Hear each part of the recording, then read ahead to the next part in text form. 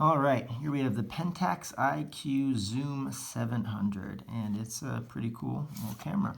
A few things to start off. On and off button is right here. Pretty self-explanatory. The red button is your shutter, so press that, takes the picture. Back here is your zoom wheel. So zooming in and out. This green button here with the flower, that's how you enter macro mode. So you press that once. Camera zooms automatically all the way in, and it allows you to be 2 to 3 feet away from your subject. So it's not going to give you macro capabilities where you can, just photograph someone's eyeball, but you can probably fit almost you can fit someone's face and a little bit more into the frame. So a few things with the focus. So when you depress your shutter button slightly halfway, it's going to focus. When that green light is blinking, that means for some reason it can't focus. Right now we're in macro mode, so when in macro mode it can only focus within 2 to 3 feet, nothing further away, nothing closer. So generally that is going to blink, although while I've been playing with this, it doesn't always blink if you're very close or very far away.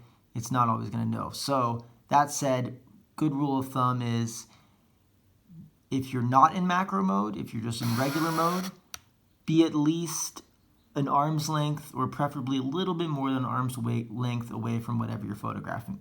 When you are in macro mode, be an arm's length and a little bit less away from whatever you're photographing. So there's that.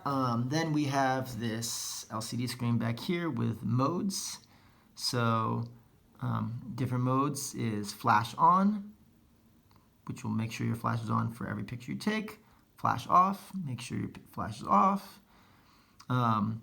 This is exposure compensation. So basically, you'll use this if you're photographing subject with a very bright background behind it. So say you're photographing someone and they are standing in the sky as just behind them.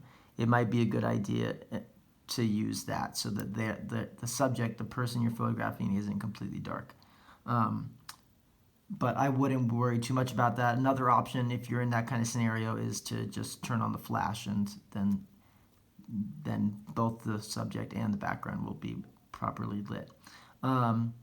So bulb, that is, as long as you press down the shutter button, the camera will stay open and continue to let light in. If you use this setting, you're going to want to put it on a tripod or a table or something stable.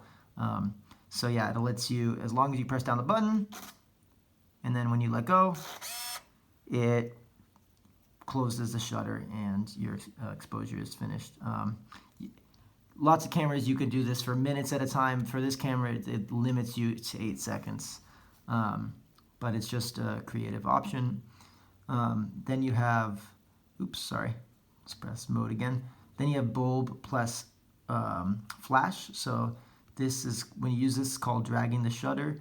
And essentially you're going to take a picture, and you could use this one handheld because take a picture, flash fires, and then your shutter is staying open also. So you're going to have a sharp image from the flash and then a kind of blurry image on top and around it. So it's just another creative option. Drive, so I just pressed that earlier, but this is continuous shooting mode. So basically it'll take 3 pictures as long as I have my button, holding down the shutter. So, oh well, you're not going to want to do that with flash on. So if your flash is off, it will take 3 pictures. Or it'll just, actually more than 3 pictures. It'll just keep shooting and shooting and shooting. The reason why you can't do that with flash on is because the flash needs to recharge. I really wouldn't worry about that though. Anyway, that's really kind of for action if someone's running or you want to, it's the kind of thing that sports photographers use.